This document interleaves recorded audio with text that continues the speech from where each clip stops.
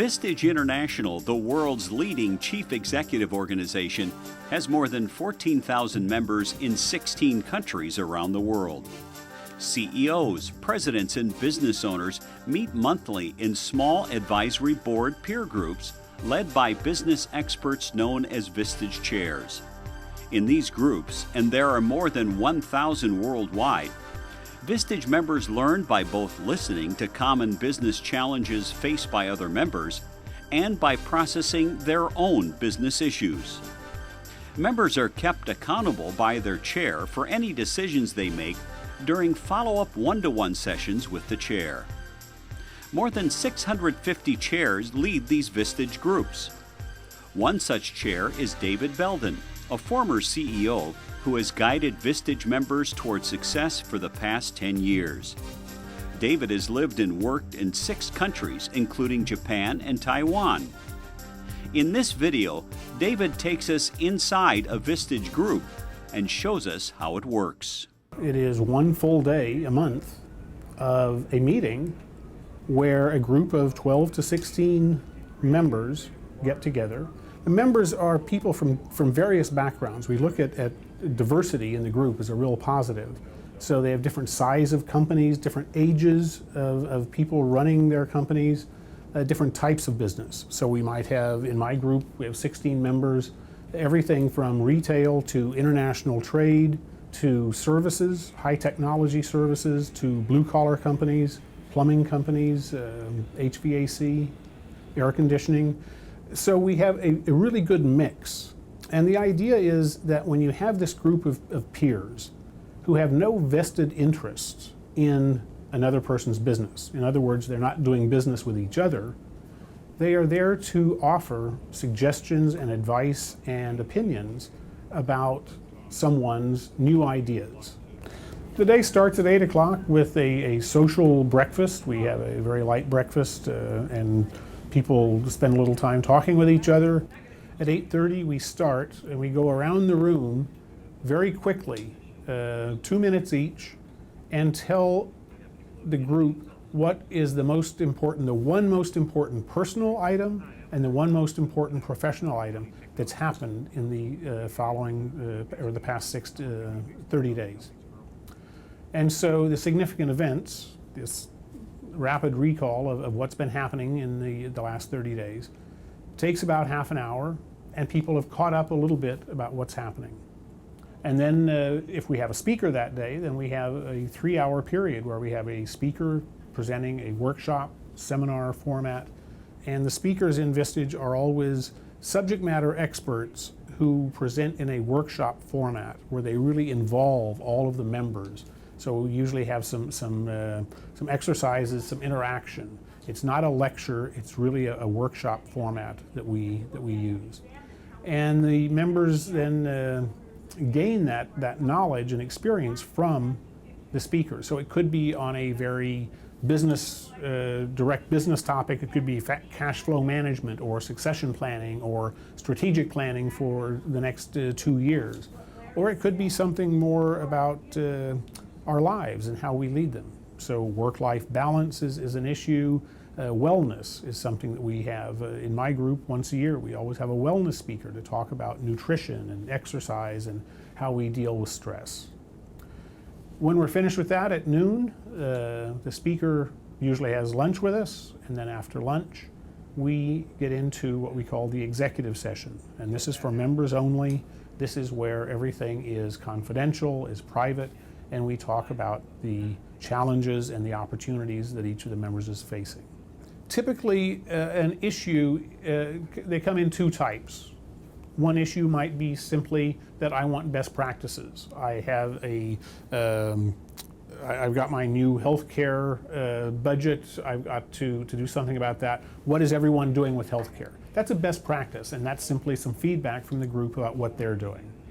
The real issues that we work in a deep way are issues where there are varying opinions about what needs to be done. So someone will state an issue, say, I'm having trouble with my marketing director. He's simply not living up to the role. And then we hear a little bit about the background. So what's the background? What's the dollar amount? What's at risk here? How is it affecting things? And what have you done so far? So far I've talked to them about this, and what are the possible consequences of not doing anything, or what's going to happen? Well, I think what's going to happen is that we're going to lose a lot of business, we're not going to keep up with the market. And then we have a round of what we call clarifying questions. It's very difficult to ask a question without embedding an answer. We are very good as CEOs at solving problems. That's what we're paid to do.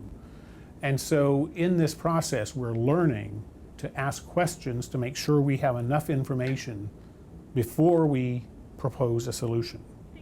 And the chair's role in that is to facilitate that discussion and stop people before they get to the solution. That sounds like a solution there. Is there a question?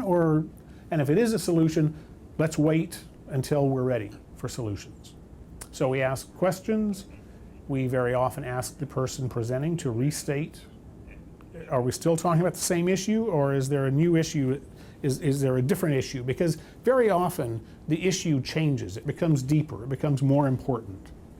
The issues very often presented are symptoms rather than the root cause of the issue. So by asking the questions, we get to the root cause. So now let's talk about that. Who has a solution now for John? And then we talk about, well, my opinion, I think this is what you should do. And we go around the room and people give different possibilities. And then the question to John is, so what did you hear? And what are you going to do about it? And as I say, this is all recorded, so John gets a copy of his issue so that he can actually listen to that again and again to really be sure that he heard everything that was said.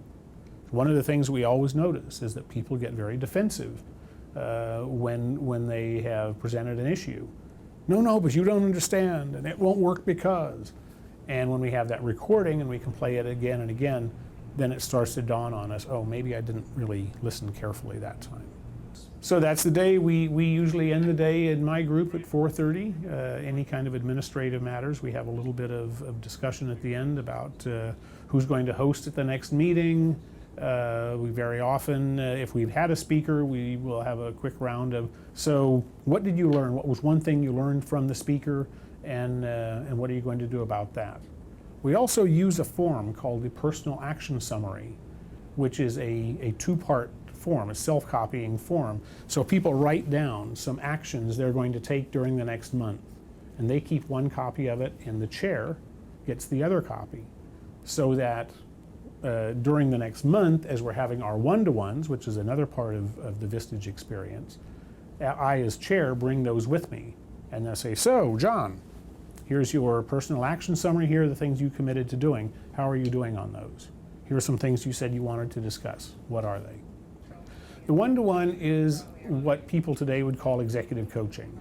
I believe that we can say that Vistage actually invented the whole concept of executive coaching. We've been doing this for 52 years. And the one-to-one or the coaching session is a 2-hour session where I, as chair, come to visit each of my members in their office and spend those 2 hours talking with the member about what is happening specifically to him or to her in their business. Confidentiality and trust within the group is the cornerstone of everything we do. And in 50 years, Vistage has been around now for 52 years. In those 52 years, we have never had a securities exchange filing against us. There's never been a lawsuit brought about breach of confidence, because it is so important to us. So this is the one place that you as a CEO can bring your issues and be completely honest about what you're talking about. I was a member, I was a CEO before, and I know that everywhere else I went in my life, I had to pretend that everything was going really well. When I talked to my bankers, when I talked to my employees, when I talked to my customers, I didn't tell them that I was really worried that things weren't going to go well. But I could come to my Vistage group and say, I have this real problem, I'm not sure how to handle it, can you give me some advice? And that was the one thing that I think is most important. I tell people all the time, Vistage is where we come to talk more about our failure than our success. Everywhere else I go as CEO, I talk about success. When I come to Vistage, I can talk about the things that aren't going well. And when we all start sharing the things that aren't going well in our lives, we establish a wonderful trust and know then that we can be completely authentic and honest about what's happening in our businesses. Being in Vistage has allowed me really to take that time and to be thoughtful about my business from a strategic perspective, but also to address many issues that are facing us on a day-to-day basis. It's really served as sort of an unofficial board of directors for me. I would tell you that after being in the group for nearly 10 years, I've probably received a five-fold on my investment. Strategic moves that we've made to pursue new businesses that have generated very successful results much more quickly, so I didn't have to take the long road, and some strategic initiatives that we've taken recently that allowed us to move into new markets that didn't exist a year ago.